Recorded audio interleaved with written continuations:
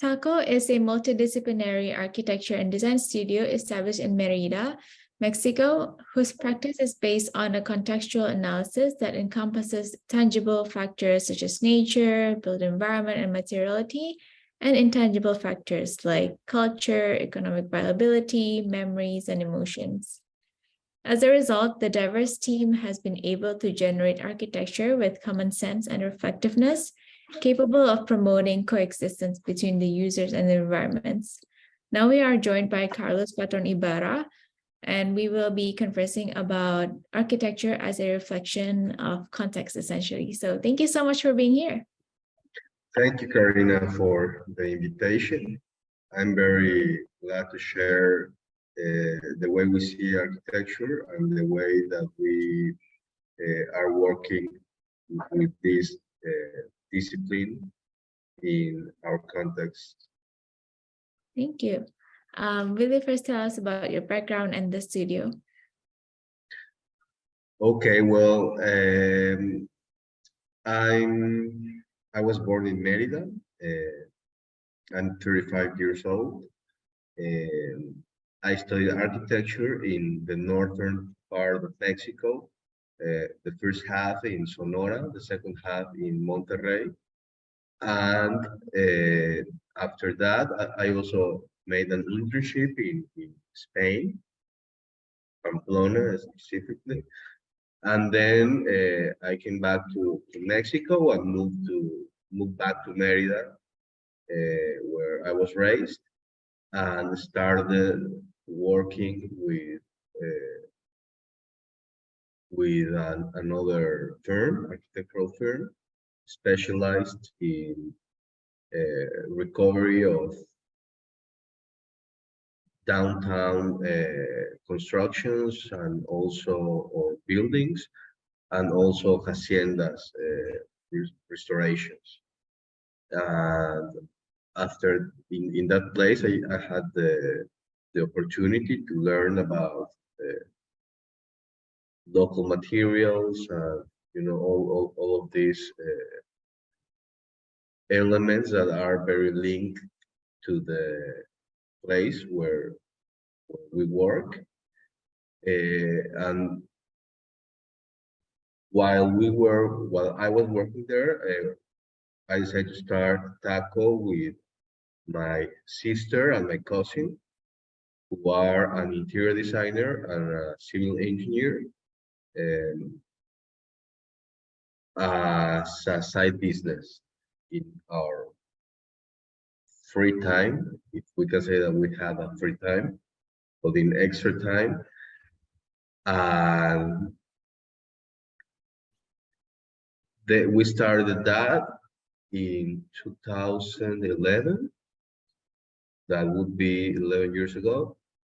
And after 2 years of working that way, we decided to start the office or the studio or the workshop like it's now, and like independently, and to give the whole time to it. And we started like everybody with very small projects, and then we started you know, the same projects started to be build our portfolio and start getting more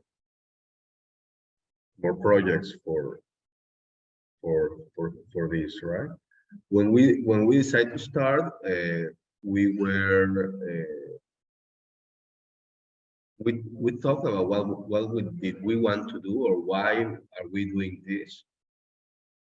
And the idea is we have like two basic things. One that is our philosophy or the background of our work, and the other one that is the solutions or the business that we are proposing for the clients. I'm going to start with that. What we were seeing at that moment is that architects used to work alone, engineers used to work alone, interior designers used to work alone, and we want to do something that is integral and that we make the projects since the beginning, uh, from all the views of these three um, ways of view of the same project, in order to give the people that work with us a better result, right? A result that is think by multidisciplinary and professional views. I don't know if that's the right way to say it, but that was the main idea of TACO as a business. And from our philosophy, we wanted to do work or a workshop more than a studio, because we wanted to build our projects. We want to have a control of the whole thing since we start the design until we end up giving the keys of the house or the building that we are making. We want that architecture talks about, or it's a link between the people that is living it and the place that they are living, or with, and is a reflection of the whole context that surrounds that. And by context we mean nature, we mean cost effectiveness, we mean materiality, we mean something that is functional for the people that were working, something that adapts to its surroundings. And I mean, I guess we will talk, or we go over that during this interview. So I'll wait for that. Yeah, I think you just explained also your design approach. So we can go straight to talking about how is architecture reflective to you, and how do you see it as a tool for one to reflect on themselves, the community, and the surroundings? I believe architecture is everywhere. I mean, or design more than architecture. And I mean, every since we wake up, we are in touch with something that was think by someone or designed by someone, or yeah, I mean, it's in our daily daily life. I'm not sure if that's a word. And so I believe architecture is something that get us closer to the place that we are living, or I believe that's the mission, or the objective. And getting closer, I means feel the place that you are living, like the nature that is around it, or the urban context that we have where we're placed, or at the end, architecture is the result of a set of decisions that would have to be taken in conjunction with the people that is using or living that place that we're designing. And those decisions, we believe that they need to be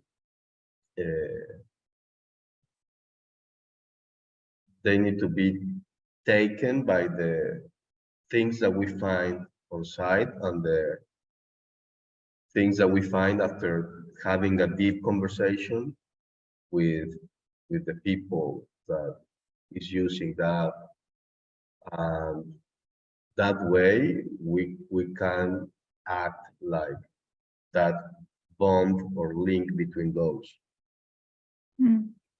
And why do we need to have a common sense approach to architecture then?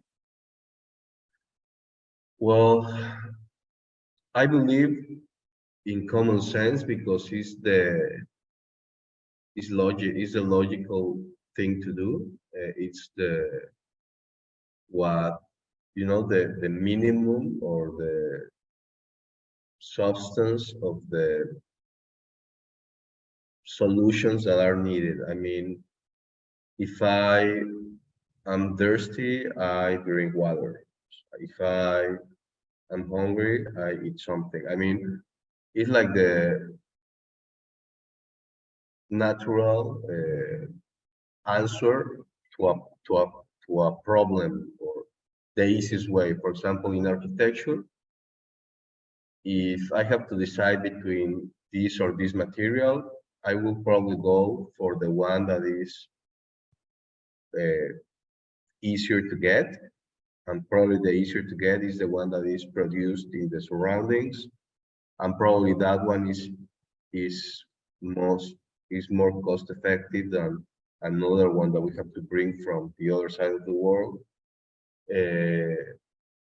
for example. Or also there is a whole industry that is based on architecture that had made bad decisions. For example, I have uh, one time there were people selling us, because here is a very hot area in Mexico and very with a lot of humidity, and they were selling us these very technological screens, exterior screens that were from Germany, and they were like, very nice and very modern and very technological. But at the end, what I was telling them is, what's the difference between that, using that, or using a cartel or cartela, or something that can be made with architecture? Or what's the difference between, making a good orientation of your building? And in that way, that solutions just, fall down, because they are made for buildings that are really not designed for the place, or that are that doesn't have or don't have that common sense while they were designed. So that's just an example of why do I think common sense is very important in our profession. And it's not easy. It's not easy to be there, because there are we have many information going on, and sometimes we can miss the objective. Then in what ways do you enhance coexistence with nature? Maybe through the projects that we've done. Yeah, I believe that architecture is like a cover, or a place to feel more covered from nature, but at the same time, it's an opportunity to be closer to nature in a way that we can enjoy it. I mean, for example, if you live in a place that has a lot of rain, you need to cover from the rain, but after you solve that problem, you're able to start enjoying the rain, the sound of the rain, or the smell of the wet soil, or you start seeing things in a positive way after nature. You have solve your cover from nature. So we try to do that in the projects that we make, to always have dialogue with the place and with the pre-existences, with the pre-existing trees, with you know a natural formation, or just by putting a window right in a place where we capped natural ventilation, or the way that light from the sun, natural light, comes or touches the spaces that we design. So yeah, I think it's something that we have very present in the way that we work. And also that is something that we've been living since I can remember, because I don't know if you're familiar with the Mayan culture or the Mayan house, and the solar, el solar Maya. But the place where I live is a place where we're used to live very in the outside. So it's something that comes naturally for us, I believe. Do you want to share a project that shows us that? Well, we can. I think one good example is our place, our office, the place where I'm right now. We are inside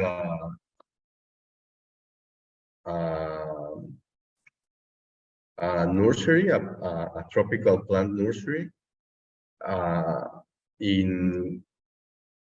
which is a very important part of a small community that is inside Merida, but it has like a different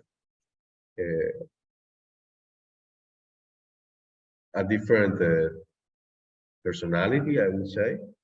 It still feels like a small town, which is inside the city, and this is a place that we wanted to be part of, and specifically in this very special space that is, a piece of nature in the middle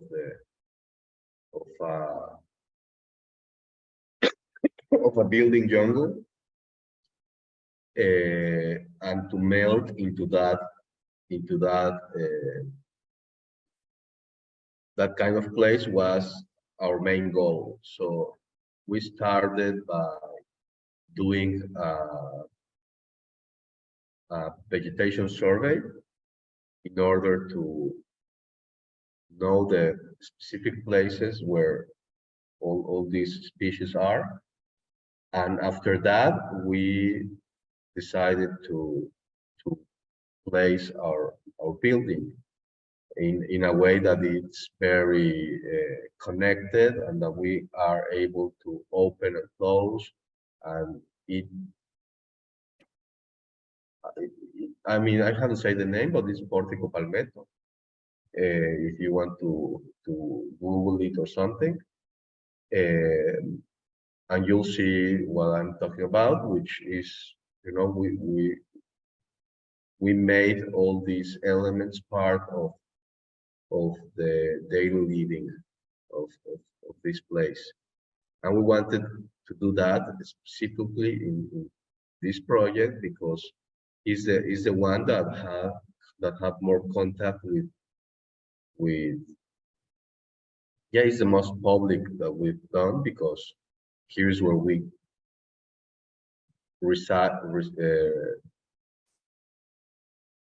meet new clients or meet new people, and from here is where we take or go to other places, right? Not only in the Yucatan, but also in other parts of Mexico lately. No, it's where you spend a lot of your time and it's your home base. Yeah. So lastly, because architecture is a reflection of society that is linked to and influenced by the surroundings, right? What do you think will be the greatest challenge in building a dynamic environment? So the way that we work for that is trying to do a temporal buildings. And a temporal, I think, comes when you use common sense, when you use urban or natural focus on the projects. When you actually do what is needed. When you do an architecture that is also capable of being many things during its life, that it can adapt to changes. That adaptability is what will make it stay while past goes through, because it's very easy to adapt to other ways of using it. I think that's how we try to achieve that temporality in our projects. Yeah, that's nice. Yeah, I think I really like out of this interview is how we said architecture essentially is a solution. We discussed how in order to be closer to nature, architecture helps us to do that by, like your example, if we want to enjoy the rain, then we make a shelter and something that covers the rain so that we can enjoy it, can be in it. So I think all this is a solution that is relevant because it's always contextual. It's always a reflectance of the world around us. So I think it's a nice way of looking at architecture. I really appreciate the questions that you formulate. I think they lead or take us to places that we need to talk about. So I hope that this conversation could have a positive impact on someone that is studying architecture over there, or that is making a project or something like that. I hope so too. Thank you so much, Carlos.